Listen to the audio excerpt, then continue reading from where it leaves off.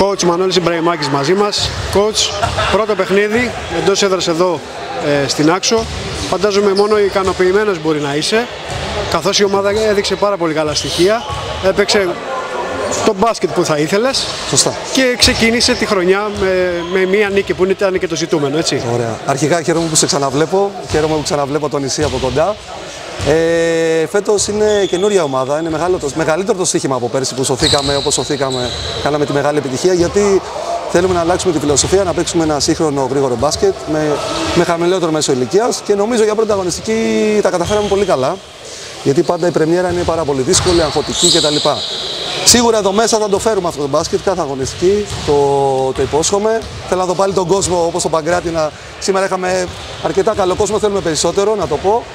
Στα εκτός έδρας θα παλέψουμε λίγο με τον εαυτό μας. Αν το βρούμε θα είμαστε πάρα πολύ καλοί φέτος. Σε όλο το πρωτάθλημα.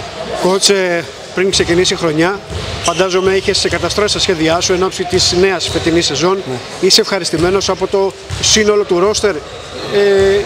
Με αυτή την ομάδα τελικά θα πορευτεί ή θα υπάρχει κάποια άλλη ενίσχυση εν ώψη της συνέχειας? Όχι, αυτή είναι η ομάδα μας μέχρι τη διακοπή του Χριστουγέννων. Είναι τα παιδιά που διαλέξαμε, θέλαν και οι ίδιοι να έρθουν. Είναι όλες οι επιλογές μου και εμένα και του προπονητικού team και είμαι χαρούμενος γι' αυτό. Δώσανε 100%, τους αξίζει η νίκη.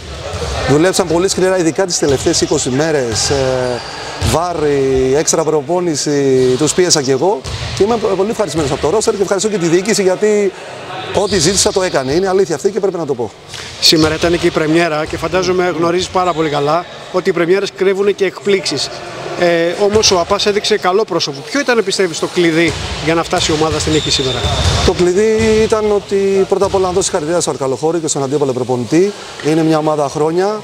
Είναι δύσκολη ομάδα. Το κλειδί ήταν ότι εμείς είπαμε ότι πρέπει να βάλουμε το ρυθμό μας. Να παίξουμε δυνατά στις επαφές γιατί είναι ομάδα ψηλή, σκληρή. Έχει μπει παιδιά τον Κουρέπη, τον Ντόβαρ, τον Ξένο, έχει κορμιά. Και να πάμε 40 λεπτά με το πλάνο. Πιστεύω ότι ακολουθήσαμε το πλάνο και είναι το βασικό σε αυτές τις κατηγορίες. Να είμαστε συγκεντρωμένοι στο πλάνο 40 λεπτά. Δηλαδή παίξαμε γρήγορα. Στο δεύτερο ημίχρονο ήμασταν πάρα πολύ καλοί στην άμυνα, σκληρήναμε. Και ήταν τόσο απλό. Αυτό ήταν το πλάνο, ήταν απλό, ξεκάθαρο, λιτό και βγήκε. Το κάνανε όλοι οι παίχτες και μπράβο. Κότσε, πόσο όμορφο είναι να έχεις στη φαρέδρα σου έναν παίχτη σαν τον Μπαν που τον είδαμε σήμερα, ο οποίος έδειξε πάρα πολύ καλά στοιχεία. Φαντάζομαι νιώθεις ωραία. Νιώθω καλά γιατί η επιλογή ήρθαν πολύ ξένοι στα βίντεο σε αυτά. Η επιλογή ήταν μετά από πολύ μεγάλη μελέτη και είναι αυτό που περιμέναμε. Βασικό να πω είναι καταπληκτικό παιδί όπως όλοι οι παίχτες. Είναι μια οικογένεια και χαίρομαι πολύ για τον Μπράντεν γιατί νιώθει ωραία στην Ελλάδα. Είναι καταπληκτικός παίχτης, έχει πολλά να δείξει. Όλα τα παιδιά έχουν πολύ μεγάλο potential. Πραγματικά τους βλέπω κάθε μέρα και νομίζω θα είμαστε απολαυστικοί φέτος. Όχι μόνο Μπαν, όλα τα παιδιά. Και μακάρι να κάνουμε κάτι καινούριο στην ομάδα, να αποφύγουμε την περσινή χρονιά, να πάμε ένα σκαλοπάτι παραπάνω. Τέλος, Κότσα, αυτό ήταν που θέλω να σε ρωτήσω. Η φετινή στόχη είναι σαν τους περσινούς ή η ομάδα είναι για κάτι καλύτερο φέτος? Θέλω να πιστεύω ότι είναι κάτι καλύτερο, γι' αυτό την έχουμε χτίσει. Δηλαδή, αρχικός στόχος μεγάλος να αποφύγουμε τα play-out. Να βγούμε από την 8η θέση και πάνω.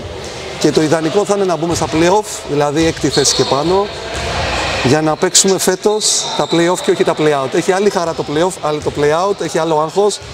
Αξίζει αυτή η ομάδα, έχει κάνει μεγάλη προσπάθεια τα τελευταία χρόνια. Όλη η διοίκηση, οι προπονητές, οι παλιότεροι παίχτες.